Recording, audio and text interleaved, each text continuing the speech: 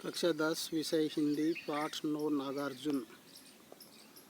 व्याख्या नंबर 1 का शेष भाग।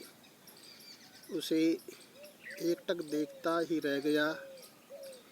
विशेष का पहला बिंदु है, कवि ने थोड़ी शब्दों से उषा काल और भोर की मनमोहक शोभा का विराट चित्र अंकित कर दिया है। दूसरा है, अभी से गई निखार में संकेत है कि सूर्य के स्वागत के लिए पर्वतों के शिखर मानो पहले से ही तैयार हो गई। तीसरा है, आगे बढ़ा कवि पंक्तियों में एक चलचित्र सा आँखों के सामने चलता प्रतीत होता है।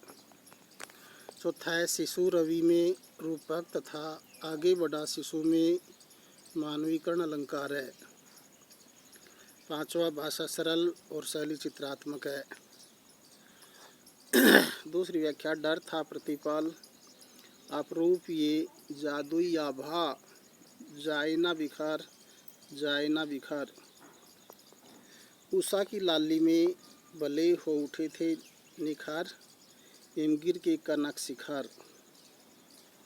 प्रसंग, प्रस्तुत काव्यांश हमारी पाठ्यपुस्तक क्षितिज में संकलित कवि नागार्जुन द्वारा रचित कविता उषा की लाली से अवतरित है। प्रातःकालीन दृश्य की क्षण क्षण क्षीण हो रही सुंदरता से कवि को इसका लोप हो जाने का डर सता रहा है। व्याख्या, कवि मन ही मन डर रहा था कि ऐसा सुंदर प्राकृतिक दृश्य कहीं अदृश्य न हो जाए। ज्यों ज्यों सूर्य आकाश में ऊंचा उठ रहा था, उषाकालीन रंगों की छटा कम होती जा रही थी। कवि नहीं चाहता कि ऐसा अनूठा दृश्य शीघ्र ही लुप्त हो जाए। वह प्रकाश का संपूर्ण अद्भुत नज़ारा एक जादू के खेल जैसा लग रहा था। कवि चाहता था कि वह दृश्य अभी और देखने को मिले, शीघ्र बिखर न जाए। उषा की लालिमा पड़ने से पर्वतों के शिखर बड़े सुहावने लग रहे थे। उनका रूप निखर उठा था।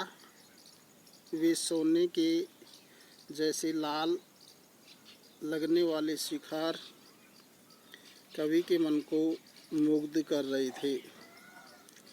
विशेष पहला पॉइंट, कवि ने इस छोटी सी कविता में उषा काल के प्राकृतिक सौंदर्य को अपनी भाषा शैली के बल पर साकार कर दिया है।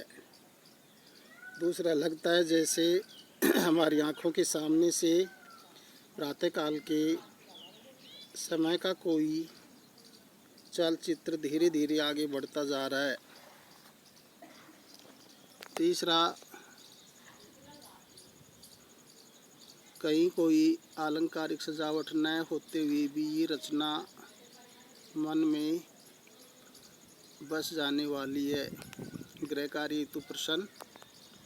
पहला प्रश्न नोट करें, वर्षा ऋतु के आगमन से प्रकृति में कौन कौन से बदलाव आए हैं। दूसरा है, कल और आज कविता का मूल भाव स्पष्ट कीजिए। तीसरा प्रश्न, किसान प्रकृति को क्यों कोस रही थी। चौथा, उषा की लाली कविता के आधार पर बताइए कि कवि अपलक क्या देखता रह गया। पांचवा, कल और आज तथा उषा की लाली दोनों ही कविताओं का विषय प्रकृति वर्णन है। आपको कौन सी कविता अधिक प्रभावित करती है और क्यों। ये होमवर्क करके लाएंगे। 10वां पाठ शुरू होता है। कवि हैं ऋतुराज। कवि परिचय। कवि ऋतुराज का जन्म राजस्थान के भरतपुर जनपद में 1940 में हुआ था। राजस्थान विश्वविद्यालय जयपुर से अंग्रेजी विषय में एमए की उपाधि ग्रहण की। उन्होंने लगभग 40 वर्षों तक अंग्रेजी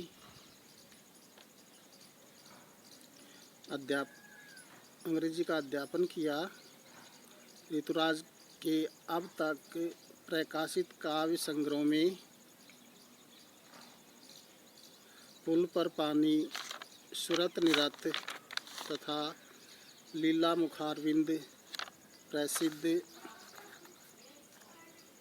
हैं।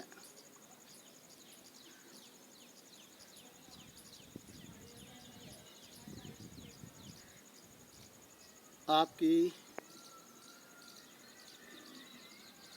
रचनाओं के लिए परिमल सम्मान, मीरा पुरस्कार, पहल सम्मान, बिहारी पुरस्कार आदि से सम्मानित हो चुके हैं। साहित्यिक परिचय। ऋतुराज ने हिंदी की मुख्य परंपरा से हटकर उन लोगों को अपनी रचनाओं का विषय बनाया है जो प्राय उपेक्षित रही हैं। उनके सुख दुख, चिंताओं और चुनौतियों को चर्चा में स्थान दिलाया है। सामाजिक जीवन के व्यावहारिक अनुभवों को कवि ने सच्चाई के साथ शब्दों में उतारा है। आम आदमी में व्याप्त चिंताओं, विसंगतियों और सामाजिक जीवन की विडंबनाओं की ओर पाठकों का ध्यान आकर्षित किया है।